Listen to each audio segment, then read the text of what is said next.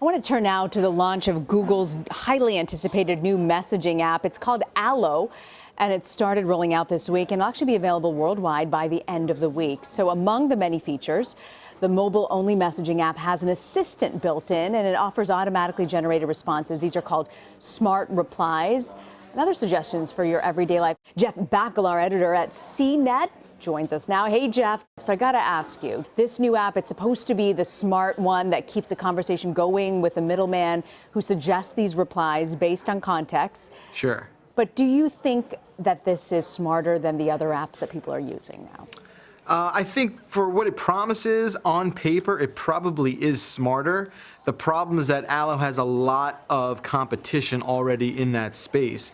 There's apps like WhatsApp, Facebook Messenger, Viber. These are established applications in that world. So this could be the greatest thing Google has ever created, but penetrating that already saturated market is probably the hardest sort of hurdle, the biggest hurdle that they have to face going into it. We played around with it. Some of the suggestions, some of the auto-generated assistant stuff works pretty well. But getting all of these millions of people to switch applications, to switch platforms, that is the task that they really have to get to. All right, Jeff, in a CNET article published yesterday, it is said that Google's smart replies let you hide behind its artificial intelligence. Sometimes life isn't so predictable. We all know that. Can you explain the limitations of this kind of intelligence and technology?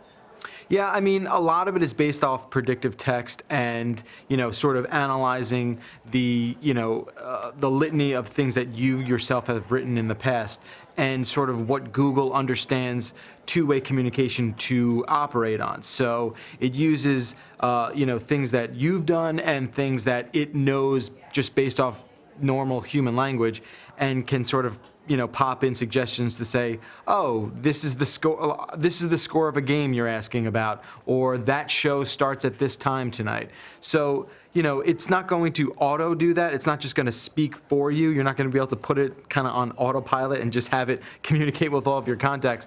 But it will serve you that suggestion, and it will make it a lot easier to reply maybe a somewhat complex answer without having to do the legwork of using your thumbs. So we'll see how that shakes out. The legwork of using your thumbs. You like that? I love it. You ever miss the days of when you had to go home and check your answering machine to see if someone was trying to get in touch with you? I don't miss those days, but I'm not sure I'm ready to let a messaging app basically talk for me. I'm still going to hold on to that for now. I think that's the best advice. All right, Jeff, thank you so much. Always good to speak with you as well. Thanks.